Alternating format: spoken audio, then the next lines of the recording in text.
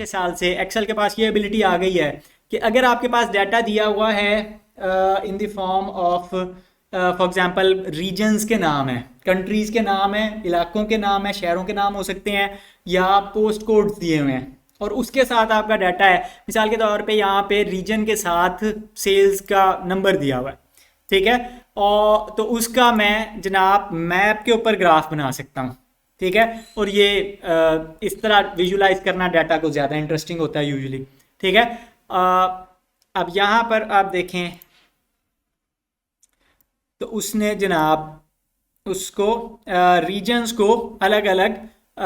Highlight कर दिया कि कौन से रीजन की क्या वैल्यू है, ठीक है। और लेकिन यहाँ पर एक वार्निंग का बॉक्स साइन आ रहा था, जब मैंने उसके ऊपर क्लिक किया तो वो कहता है कि हमने 80% लोकेशंस तो हमें समझ आ गई, बाकी की समझ नहीं आई। 80% का मतलब है कि 5 में से कोई एक लोकेशन उसको समझ नहीं आई। अब मैं अपने डाटा को ध्यान से देखूंगा तो डाटा के अंदर यूएसए है तो यूएसए है, इंग्लैंड है तो इंग्लैंड, मुझे यहाँ पे उसके ऊपर कोई डाटा नज़र नहीं आ रहा, ठीक है। तो इसका मतलब है कि उसने इंग्लैंड को रिकग्नाइज नहीं किया है, उसको प्लॉट नहीं किया है, ठीक है। ऑस्ट्रेलिया नज़र आ रहा है, जर्मनी भी नज़र आ रहा है, नाइजीरिया भी नज़र आ रहा है, ठीक है। तो अब इसका मतलब है कि उसने इंग्लैंड के नाम को एज इंग्लैंड कंसीडर नहीं किया, तो फिर क्या मतलब है, क्या होगा,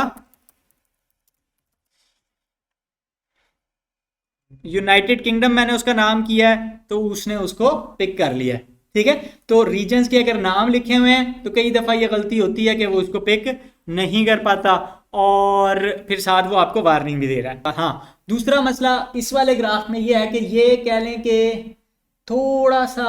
अनसेफ, कह लें, ये जो बॉक्स आ रहा है ना जिसके अंदर ग्राफ आ रहा है, ये इंटरनेट से डाटा लेकर आ रहा है, ठीक है। अब जब मैं पहली दफ़ा यहाँ पे ग्राफ बनाऊंगा तो मुझे एक्सप्रेसली यहाँ पर इजाज़त देनी पड़ेगी कि जो डाटा मैंने यहाँ पे लिखा है वो इंटरनेट पे चला जाए, वहाँ से ग्राफ बन के आ जाए, नो प्रॉब्लम, मैंने इजाज़त दे दी। अब मैं ये फाइल आपको भेज देता हूँ,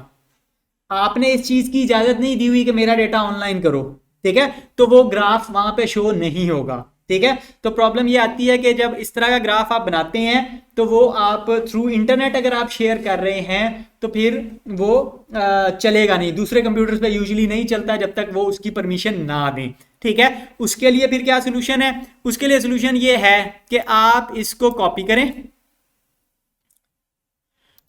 राइट क्लिक करें और पेस्ट एज पिक्चर की ऑप्शन है, ठीक है। तो उस चीज की पिक्चर आप पेस्ट कर दें, ठीक है। अब ये पिक्चर है, मसला क्या होगा कि मैं यहां से डाटा चेंज करूंगा तो ये चेंज नहीं होगा और वो कहेगा कि ये क्या हो रहा है। तो इसलिए जब आप इसकी पिक्चर बना रहे हैं तो फिर असूली तौर पर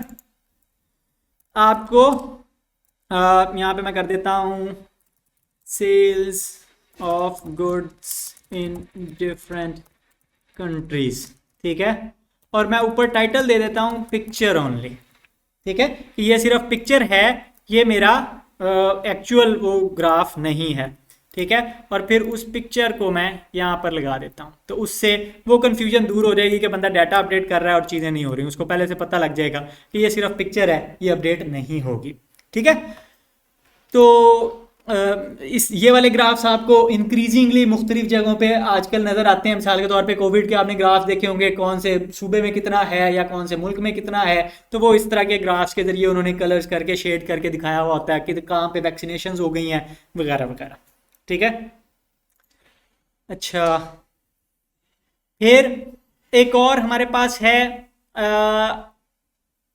बाज़ दफ़ा मुख्तलिफ कैटेगरीज के अंदर डाटा दिया हुआ होता है और मुख्तलिफ कैटेगरीज में आप डिफरेंस दिखाना चाहते हैं। तो डिफरेंस के लिए मैंने एक तो वो किया था कि रेवेन्यू वर्सेस एक्सपेंस में आप उसको बार्स, मुख्तलिफ साइज की बार्स के जरिए से आप दिखा सकते हैं, लेकिन उसके मुकाबले में फॉर एग्जांपल मैं चाहता हूं कि मुझे डिफरेंस दोनों का नज़र आए कि कितना कितना कैटेगरीज का है। उसके लिए मैं एक और काम कर सकता हूँ, एक्सेल के अंदर और भी मतलब मल्टीपल मुख्तलिफ तरह के ग्राफ्स हैं। मिसाल के तौर पर मेरे पास है, यहाँ पर ऑप्शन नहीं आ रही,